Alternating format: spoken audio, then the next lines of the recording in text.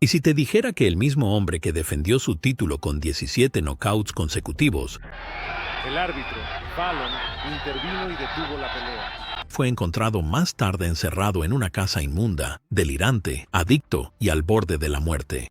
Wilfredo Bazooka Gómez no era solo un campeón.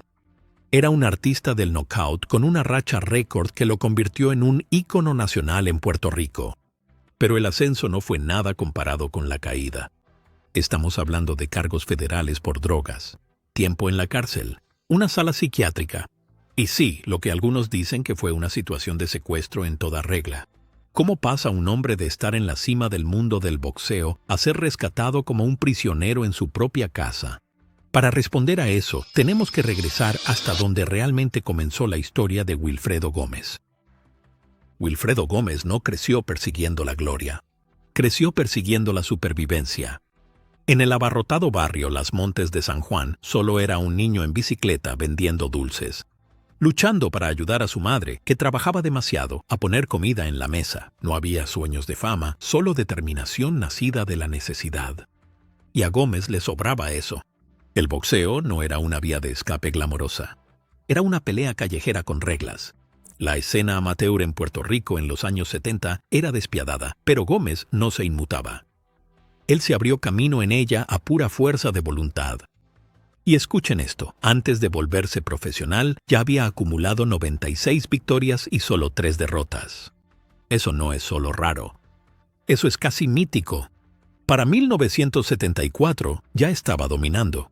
Arrasó en el Campeonato Mundial de Boxeo Amateur en La Habana para llevarse el oro y luego redobló la apuesta con otro primer premio en los Juegos Centroamericanos y del Caribe. Pero en casa, nada de eso cambió la realidad. Las medallas no pagaban la renta. Los aplausos no compraban comida. Los vítores se desvanecían. Y la lucha seguía. La mayoría de los boxeadores sueñan con la gloria olímpica. Gómez ya la había saboreado en Múnich 72, pero para el 76 no tenía el tiempo ni el privilegio de esperar una segunda oportunidad. Su familia necesitaba dinero, y lo necesitaban ya. Así que, con solo 19 años, tomó la decisión difícil. Saltarse los Juegos Olímpicos y hacerse profesional. No tenía el lujo de esperar. Se trataba de ganarse la vida, no de buscar titulares. Pero convertirse en profesional no fue el salto sencillo que él esperaba. Su debut fue un golpe al estómago. Peleando en Ciudad de Panamá. A kilómetros de casa y aún más lejos de la comodidad, fue obligado a un frustrante empate contra Jacinto Fuentes. Después de toda la expectación, de todo el esfuerzo, ese resultado dolió. La mayoría de los boxeadores se habrían derrumbado, pero Gómez no era como la mayoría. Si acaso, eso encendió una chispa. Él sabía que era mejor y estaba listo para asegurarse de que el mundo también lo supiera. Lo que vino después fue una reinvención total. No solo se recuperó, explotó. El hábil amateur se transformó en una máquina de knockouts en toda regla. Afilado, explosivo, letal. Los oponentes no solo perdían, apenas lograban salir del primer asalto. Y para 1977, con solo 16 peleas, Gómez fue directo a por ello, enfrentándose a Dong Kyun Jum por el título Super Gallo del CMB. No fue una pelea fácil, pero Gómez lo desmembró pieza por pieza y terminó el trabajo en el 12º asalto. Ese cinturón no era solo un premio, fue una validación.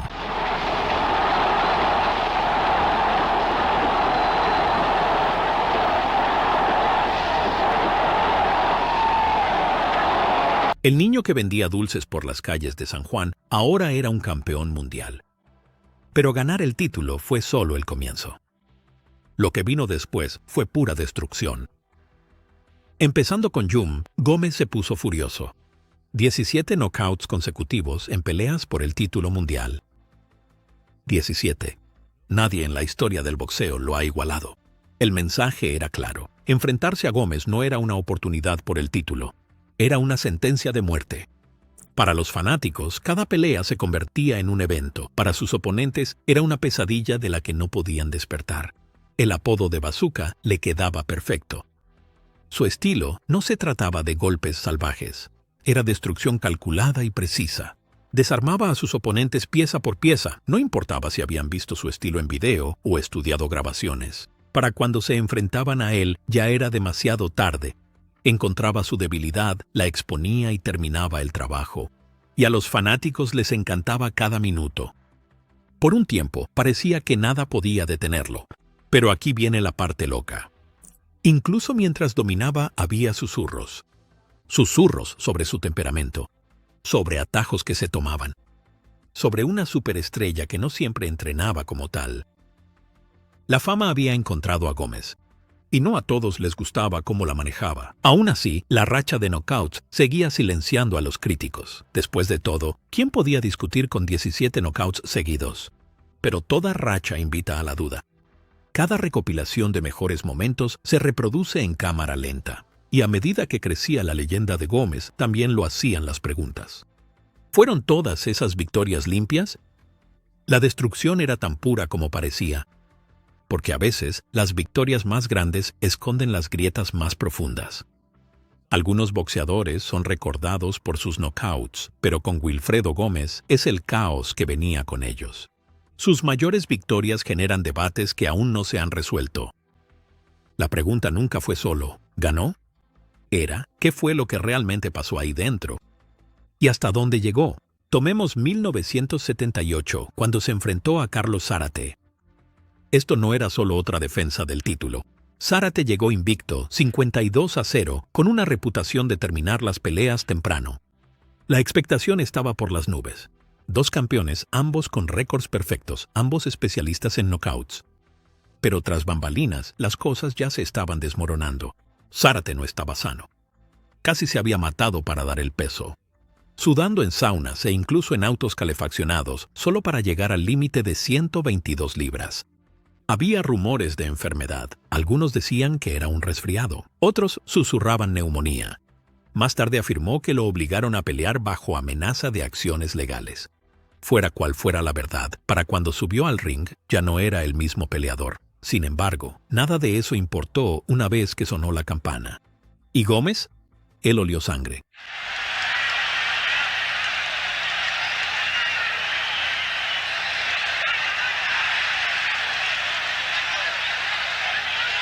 Salió agresivo, acechando a Zárate y conectando los golpes más limpios y precisos. Los primeros asaltos fueron competitivos, pero luego llegó el cuarto, donde estalló el verdadero drama. Gómez derribó a Zárate 2 veces. Pero aquí está el problema. Ocurrió después de la campana.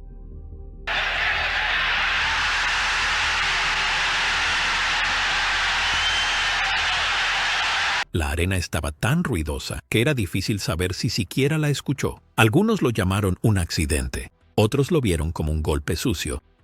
El debate comenzó justo ahí y realmente nunca terminó. Empeoró en el 5º asalto. Zárate ya estaba desgastado y tras otra caída, Gómez le pegó con la derecha mientras aún estaba en la lona. Aquí no hay zona gris. Eso fue una falta clara.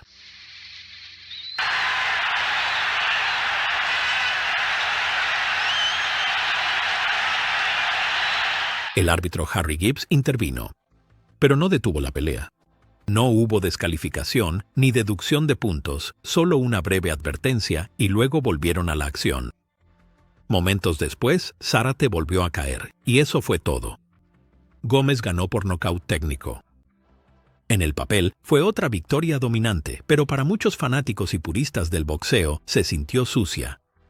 ¿Debería haber sido descalificado Gómez? ¿La pelea siquiera debió haberse registrado oficialmente, considerando la condición física de Zárate? Depende a quién le preguntes. Avancemos hasta 1985.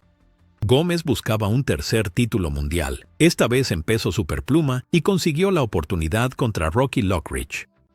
El cinturón de la AMB estaba en juego, y Gómez tenía la ventaja de pelear en casa, en San Juan. Pero a Lockridge no le importó. La pelea fue cerrada, muy cerrada. Entró afilado, agresivo, y puso a Gómez contra las cuerdas desde el principio.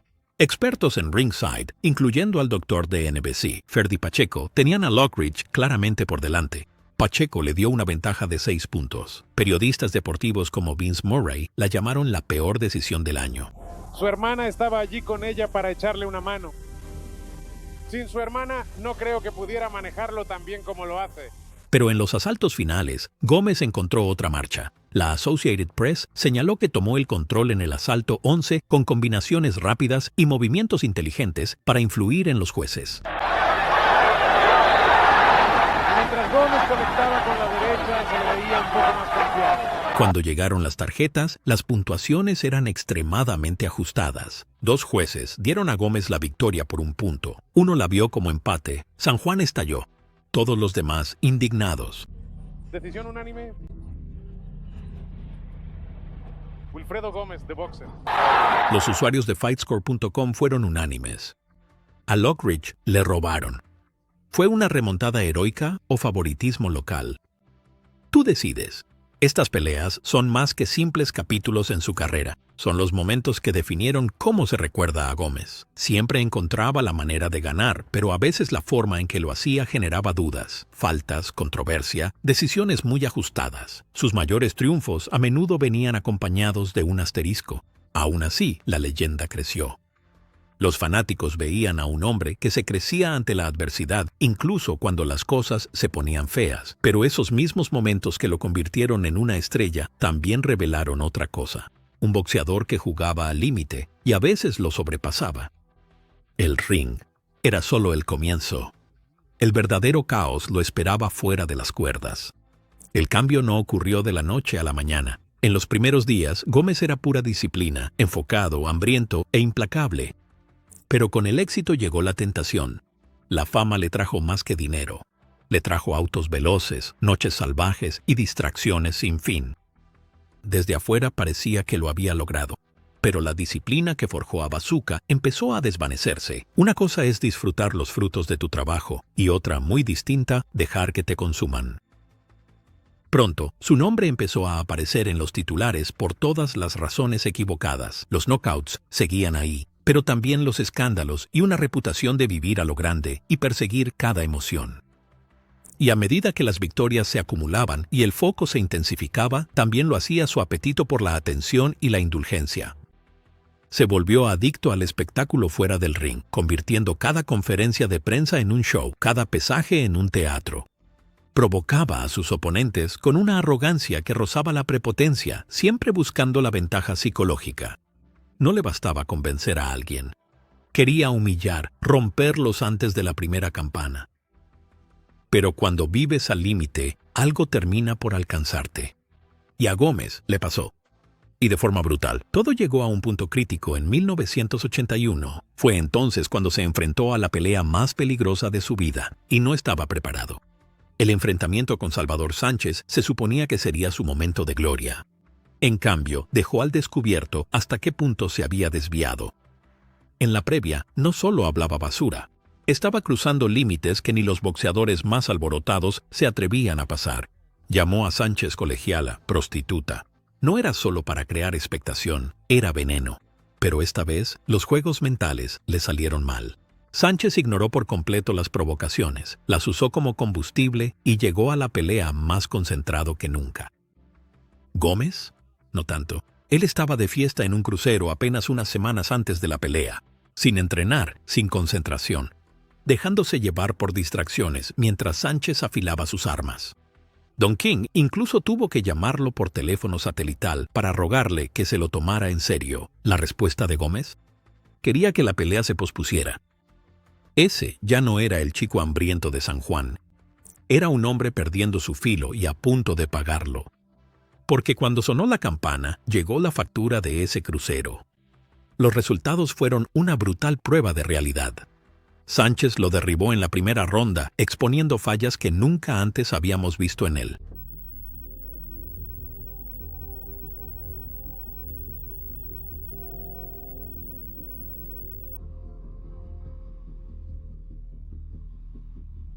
Está de nuevo de pie, como dices.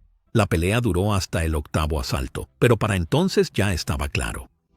Gómez no se iba a marchar con una victoria. Nocaut técnico. Así, sin más, la racha invicta se acabó. El aire de invencibilidad se hizo añicos. No fue solo una pérdida, fue un desenlace público. Las fiestas, el crucero, la arrogancia, todo eso había vuelto para atormentarlo. Uno pensaría que una paliza así sería una llamada de atención, pero no para Gómez. En vez de corregirse, redobló la apuesta. La bebida, las noches largas, el caos, se convirtieron en su nueva normalidad. Siguió ganando por un tiempo, incluso subió de categoría y consiguió más títulos, pero ya no era lo mismo. La agudeza disminuyó, la resistencia bajó y los rumores se hicieron más fuertes. Cada victoria se veía un poco más tambaleante, y tras bambalinas, era evidente, Gómez se estaba resbalando. Pero la verdad va más allá, ¿no es así? Esto no es solo un problema de Wilfredo Gómez, es un problema del boxeo. Si has seguido nuestro canal, sabes cuán a menudo se repite esta historia. El deporte está lleno de historias como la suya. Peleadores que salen de la pobreza, alcanzan la fama y luego se desploman cuando llegan el dinero y la presión. Gómez no fue una excepción. No hay un manual para manejar la fama cuando has pasado la vida solo tratando de sobrevivir. No hay orientación, no hay red de seguridad. ¿Y los promotores? ¿Los managers? Ellos están felices de sacar provecho. Pero cuando se apagan los reflectores, ellos también desaparecen. Solo hay que mirar a Edwin Rosario y Wilfred Benítez, de quienes ya hicimos un video. Campeones que brillaron intensamente y cayeron estrepitosamente. Es un sistema diseñado para sacar todo lo que un boxeador tiene dentro del ring y no ofrecer nada una vez que se apagan los aplausos. La caída de Gómez no fue una cuestión del destino. Fue un colapso a cámara lenta, impulsado por la misma arrogancia que alguna vez lo hizo una estrella. La buena vida se sentía bien, pero esos mismos excesos no eran solo privilegios del éxito. Eran señales de advertencia. Y cuando el ruido se apagó, esos hábitos no desaparecieron. Se hicieron más fuertes. Su caída en desgracia fue en picada. Adicción, problemas legales y un desmoronamiento total del hombre que alguna vez fue considerado un héroe nacional. Su mudanza a Venezuela en 1989 no fue un retiro. Fue más bien una huida, pero los demonios que llevaba no respetaban fronteras. El abuso total de sustancias se apoderó de él. La misma disciplina que lo convirtió en una leyenda en el ring desapareció, reemplazada por el caos, la paranoia y la autodestrucción. La bazuca que antes arrasaba con sus oponentes ahora disparaba salvas. Sin rumbo, perdido y completamente fuera de control. Para 1992, la caída ya no ocurría a puertas cerradas. Estalló ante la vista pública de la manera más impactante posible cuando su nombre apareció en los registros de la Corte Federal. No por un desliz menor, sino por algo mucho más oscuro. Por ayudar e instigar la posesión de heroína con intención de distribuirla. Este era un caso federal de tráfico de drogas, sin excusas, sin justificaciones, y la sala del tribunal despojó cualquier último vestigio de la imagen de campeón. Para quienes lo vieron ascender desde las calles de San Juan hasta la fama mundial, era impensable. Gómez el héroe se había convertido en Gómez el convicto. No solo era trágico, era impactante. La fama, la fortuna, el legado, todo pendía de un hilo. Pero esto no fue el final. Él no permitió que lo fuera. Después de cumplir su condena, Gómez hizo algo que la mayoría nunca hace. Se miró al espejo y admitió que necesitaba ayuda. Ingresó a rehabilitación en Colombia, no como una estrella, sino como un hombre roto que intentaba luchar para recuperarse. Para que un ex campeón mundial diga, no puedo hacer esto solo, se necesita un tipo de fortaleza diferente.